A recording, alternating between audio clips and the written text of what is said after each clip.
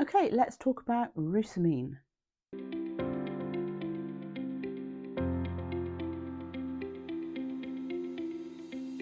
Okay, so I'm currently working on a pair of socks using the Estonian technique Roosamine. So let's flip the camera around and we'll take a look at how you work it.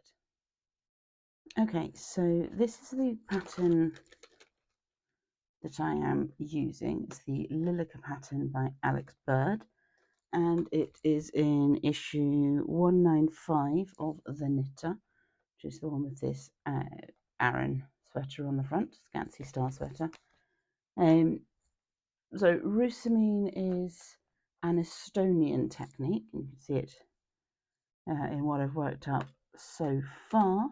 We're working on the top of the foot at the moment, which just has these 3 lines, or 2 sets of 3 lines of Roosamine coming down at the top of the foot. So I'm going to show you how I work the technique on this section, because you can see what the pattern is. It's not really revealing any secret sauce. I'm not going to talk about the number of stitches on the needles or gauge or anything like that. We're just going to look at how we work the technique, and it's a 2-pass technique. So first of all, we're going to start working across the top of this first sock. I knit my socks 2 at a time, usually toe up, but this is a cuff down pattern. I've just attached butterflies in the contrast colours to the cuff to keep them in line and organised.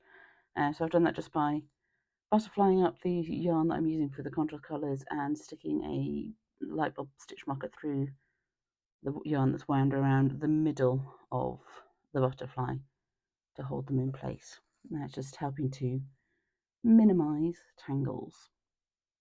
Okay, so first thing I'm going to do is I'm going to knit across to where my Roosamine starts. It is charted in the pattern, but like I say, I think we can all pretty much work out what the pattern is at that point. So we'll just knit our way over.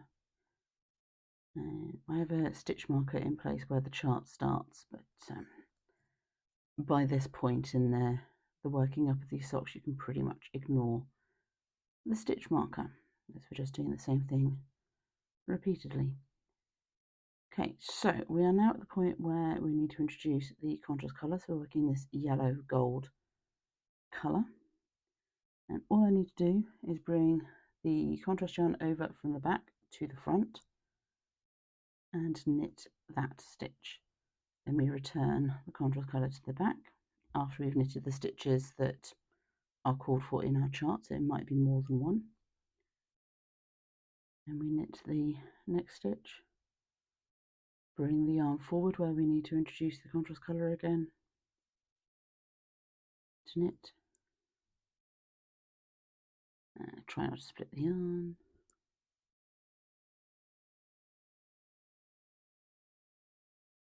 and we just knit stitches as normal. We are only knitting stitches, and we are just weaving that contrast colour where the chart tells us to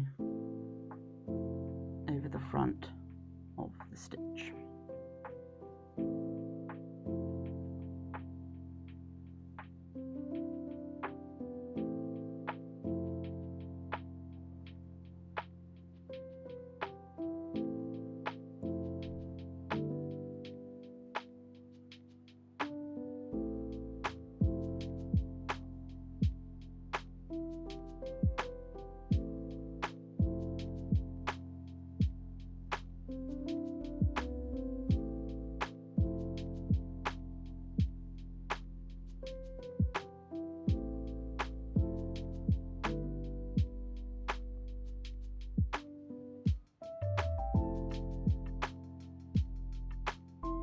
Then we knit all the way around the rest of the sock until we're back at the start of where we need to Roosamine again.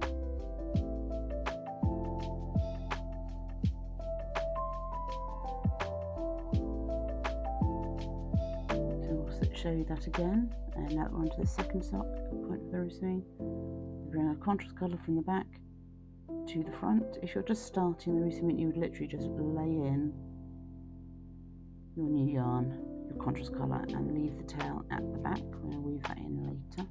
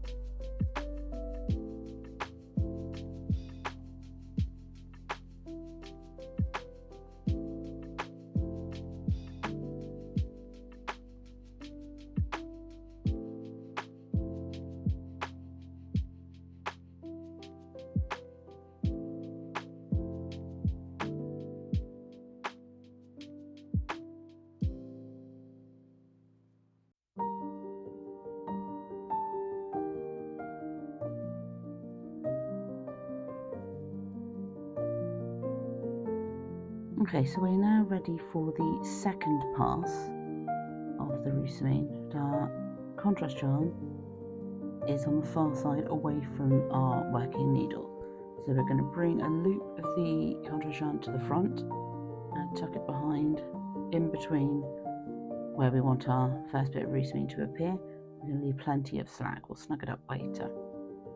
Then we're going to, as before, knit the stitches in the main colour and flip our contrast colour between the stitches where it needs to go behind according to the chart that we are following. Bring it back to the front for the next one and continue in the same manner till we get to the end of that section.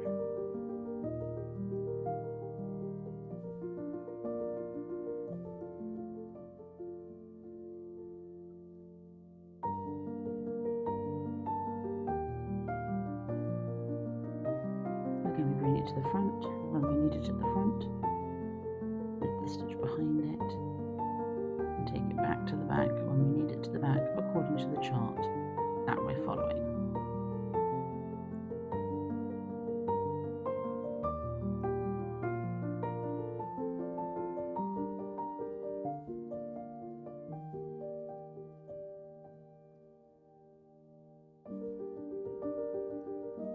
Okay, so that's the last return to the back that we need for this chart. You always want to make sure that you are finishing with your contrast yarn at the back, so inside the sock in this case. I'm going to knit a few more stitches in the main colour. Right, I'll just knit to the end of this instep. You probably only need a couple to do the next. Final little thing to finish that pass, but sometimes it's easier just to work to the end of the needle. Okay, so we now have this loose bit of yarn at the back. We want to snug that up. So we're going to take the working end of the contrast colour and just pull it through until that loop disappears. We've got a little bit of a knot forming in that one, so we'll just take that out.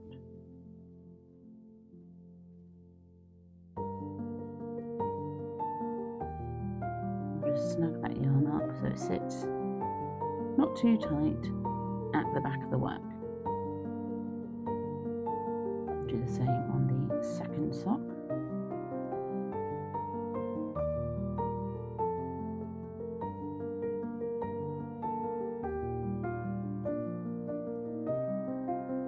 So bring the contrast yarn forward, making a nice loop across the front of the work. You want to put more there than you think you are going to need for the section you are working, so you've got plenty of slack.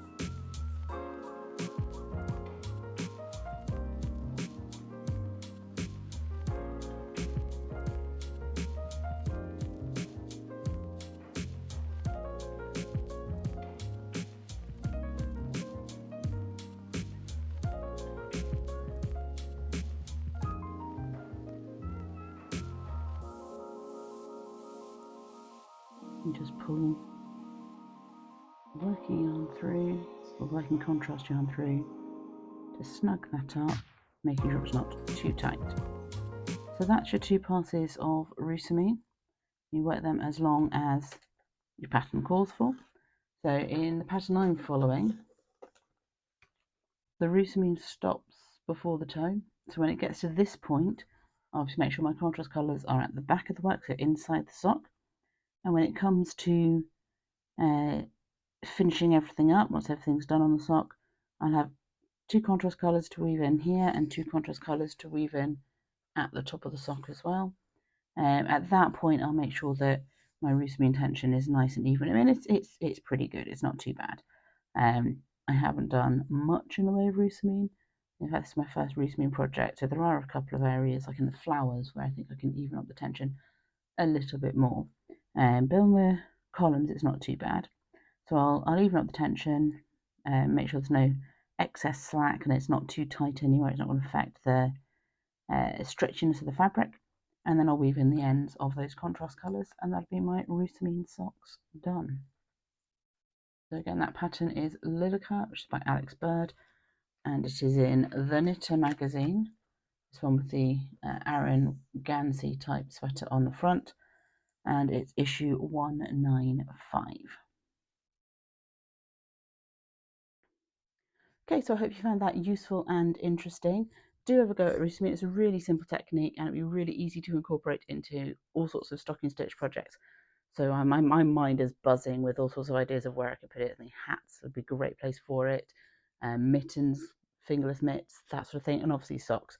I can also see it being used as a little motif on a sweater. So yeah, all sorts of ideas going around. So a simple but effective technique.